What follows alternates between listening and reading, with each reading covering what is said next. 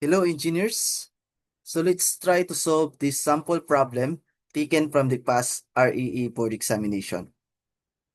So yung problem natin is Telma's age in 20 years will be the same as Jupiter's age is now. 10 years from now, Jupiter's age will be twice of Telma's age. So what is the present age of Telma? So let's solve this problem using conventional solution. So para mas maintindihan natin yung problem, gagamit tayo ng tinatawag nating box method. So ito si Telma, tapos ito naman si Mami Jupita. So sa box method is mayroon tayong dalawang row at saka tatlong column. Yung first row natin is ito yung ating past, which is yung ginagamit nating keyword dito is was or ago. Yung pangalawang column naman natin is the present. Tapos yung ginagamit naman nating keyword dito is or now. And then, yung pangatlong column natin or last column natin is the future. Tapos, yung ginagamit nating keyword dito is will be or in.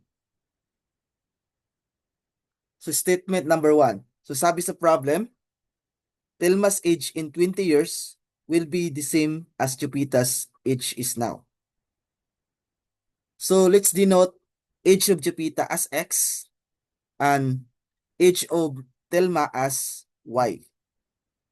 Since sabi dito sa problem, yung edad daw ni Telma in 20 years is equal daw sa edad ni Jupiter now or the present age of Jupiter.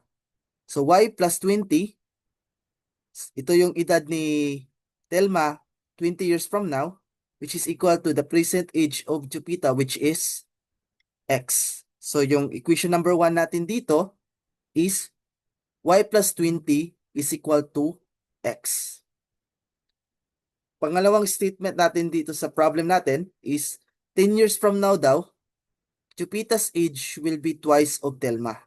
So therefore, 10 years from now, yung magiging edad ni Telma is Y plus 10. And then yung kay Jupiter naman is twice daw sa edad ni Telma 10 years from now. So therefore, that is 2 times Y plus 10. So para magkaroon tayo ng equation dito, kukunin natin yung difference ng edad nila from present tapos difference ng edad nila in future. Since hindi naman magbabago yung gap ng edad nila. So we have Y minus X is equal to Y plus 10 minus 2 times Y plus 10. So simplify lang natin yung equation. So we have Y minus X is equal to Y minus 2Y that is negative Y and 10 minus 20 that is negative 10. So para maging isang variable na lang siya, yung equation 1 is ipapalit natin dito sa equation number 2. So we have Y minus equivalent ng X natin is Y plus 20 is equal to negative Y minus 10. So using your calculator,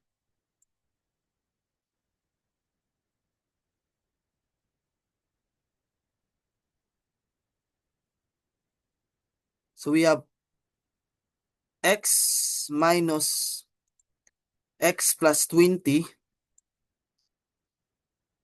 is equal to negative X minus 10. So shift solve equal. So yung edad ni Telma or present age of Telma is 10. Tapos yung kay Mami Jupita naman is Y plus 20 or 10 plus 20, which is equal to 30 years old. So si Telma is 10 years old at the present, tapos si Mami Jupita naman is 30 years old. So therefore, since yung edad lang ni Telma yung hinahanap sa problem, so yung final answer natin is 10. So therefore, the age of Telma is 10 years old. So I hope marami kayong natutunan sa video na to And maraming salamat sa panonood. See you next time.